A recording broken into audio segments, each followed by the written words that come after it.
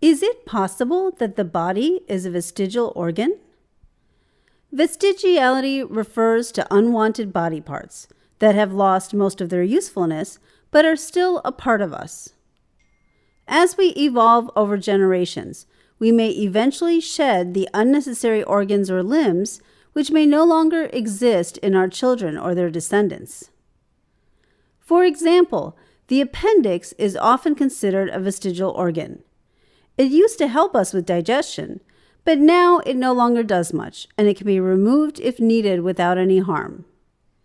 In fact, wisdom teeth, goosebumps, the tailbone, tonsils, and even male nipples are also considered possible vestigial organs. Buddhism, Hinduism, and many other religions believe in the final shedding of the body once the soul has liberated itself through enlightenment.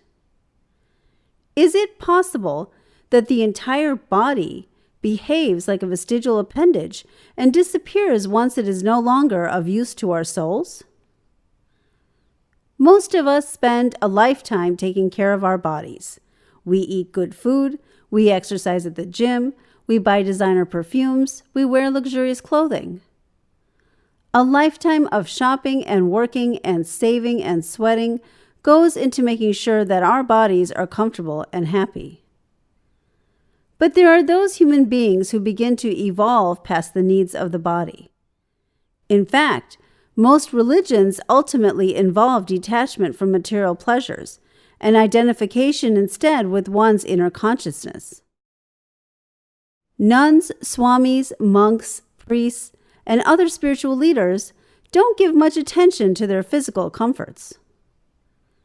They have finally reached a stage of evolution where their focus is no longer their outer body, but their inner soul. If a soul starts to ignore its outer form, considering it unnecessary for its own survival, is it possible that after death, it will finally shed the unwanted vestigial organ of the body? Perhaps shedding the body and achieving a more permanent state of existence is our ultimate survival goal. After all, the body is ever-changing and deteriorating, subject to injury, old age, and death. It is by nature a non-surviving appendage. And supposedly, the soul, if it exists, is the only part of us that can live on even after our death.